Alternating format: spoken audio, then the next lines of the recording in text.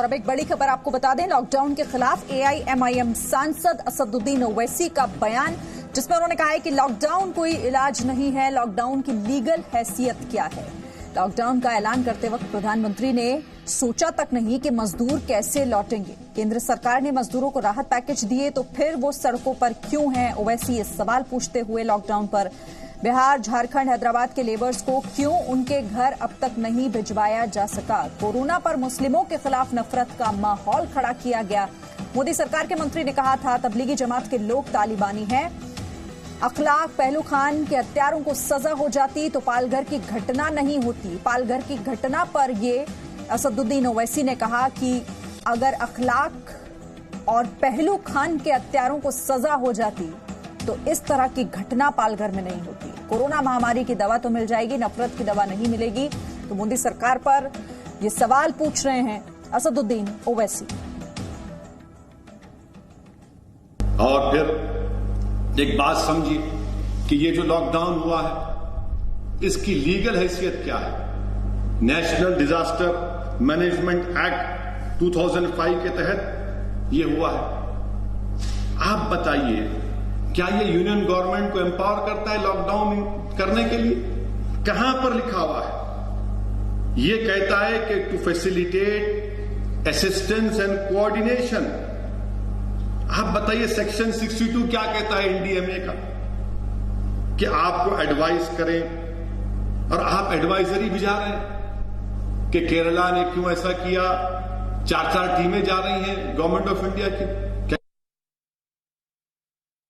वतन अजीज में ये जो नफरत का माहौल मुसलमानों के ताल्लुक से खड़ा कर दिया गया, मैं आपसे पूछना चाह रहा हूं भारत के वजीर आजम, आपने तो बयान दिया कि वायरस का कोई मजहब नहीं होता, सही कहा आपने, मगर भारत के हमारे मुल्क के वजीर आजम से, मेरे प्राइम मिनिस्टर से, मेरे वजीर आजम से पूछना चाह रहा हूं, क्या आपके ही कैबिनेट के एक वजीर ने नहीं कहा था कि तबलीगी जमात तालिबानी है? तो लॉकडाउन के दौरान कई सवाल प्रधानमंत्री नरेंद्र मोदी और केंद्र सरकार से असदुद्दीन ओवैसी कर रहे हैं। मेरे साथ प्रसाद भोसेकर हैदराबाद से जुड़ गए हैं। प्रसाद, लॉकडाउन में लोगों की परेशानी का जिक्र कर रहे हैं, सरकार से सवाल पूछ रहे हैं, लेकिन अगर उनकी पूरी बात को सुना जाए, समझा जाए, तो असदुद्दीन ओवैसी भी तो वही काम कर रहे हैं ना, भड़काने का लोगों को काम कर रहे हैं। उनके बयान से तो यही लग रहा है। देखिए, असदुद्दीन का ये पॉलिटिकल पोस्चरिंग आज से नहीं बल्कि कई सालों से हम लोग देख रहे हैं। कोई भी अगर ऐसी चीज होती है तो सरकार को कोसना या फिर प्रधानमंत्री को कोसना, ये कभी नहीं छोड़ते हैं। और लॉकडाउन को लेकर भी एक तरफ वो प्रधानमंत्री और सरकार को कोस रहे हैं, वहीं दूसरी तरफ ये भी ऐलान कर रहे हैं कि रमजान के महीने में आप अंदर रहकर ही, घर के अंदर रहकर ही नमाज पढ़े या फिर जो भी प्रेयर्स है वो घर के अंदर ही अदा करें। तो ये एक देखा गया है कि जो पॉलिटिकल पोस्चरिंग असदुद्दीन ओवैसी का होता है, जरूर वो हर बात पर, जो भी लॉकडाउन हो या फिर किसी भी बात पर, हालांकि वो भी खुद मानते हैं कि लॉकडाउन काफी जरूरी है। कई मौकों पर उन्होंने जरूर कहा है कि लोगों को बाहर नहीं निकलना चाहिए, वैसे ही जो गरीब लोग हैं उनको उनका खाना घर तक पहुंचाया जाए। कई लोगों को, आज की ही बात है, उन्होंने कई सारे पीपीई किट्स पुलिस कर्मियों को दिए हैं और आशा वर्कर्स को भी दिए हैं। तो ये दोहरा मापदंड हम कह सकते हैं कि एक तरफ ऐसी बात करते हैं और दूसरी तरफ जो है ये काम भी करते हैं। और पहलू खान, अखलाक का जिक्र वो कर रहे हैं कि अगर उन केसों में अगर कार्रवाई हो जाती तो पालघर की घटना नहीं होती। तो कहीं ना कहीं ये बचाव, डिफेंड करने वाला उनका बयान ही है।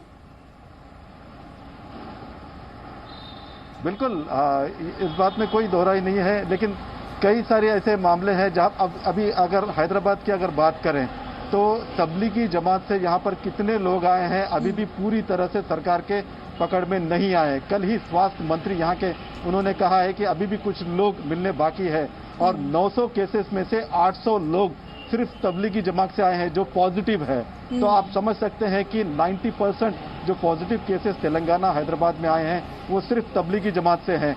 लेकिन इनको लेकर ये असदुद्दीन ओवैसी ने बयान नहीं दिया कि जो भी लोग हैं वो बाहर आए, अपना टेस्ट करें। सिर्फ अपने मतलब की बात असदुद्दीन ओवैसी ने यहाँ पर की, किस पहलू को लेकर कैसी राजनीति हो सकती है, उसमें उनका फायदा क्या है, तमाम बातों का जिक्र तो उन्होंने किया, लेकिन तबलीगी जमात पर उन्होंने सही तरीके से अपनी बात नहीं रखी। बहुत शुक्रिया आपका हमारे साथ जुड़ने के लिए प्रसाद।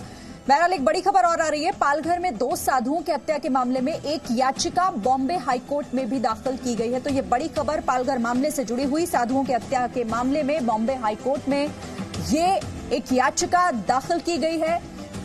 पालघर लिंचिंग की एनआईए जांच की मांग इस याचिका में की गई है। तो बॉम्बे हाईकोर्ट में याचिका दाखिल की गई जिसमें इस पूरे मामले की जो जांच है वो एनआईए से कराने की मांग की गई है। पालघर में 2 साधुओं की हत्या के मामले से जुड़ी ये बड़ी खबर।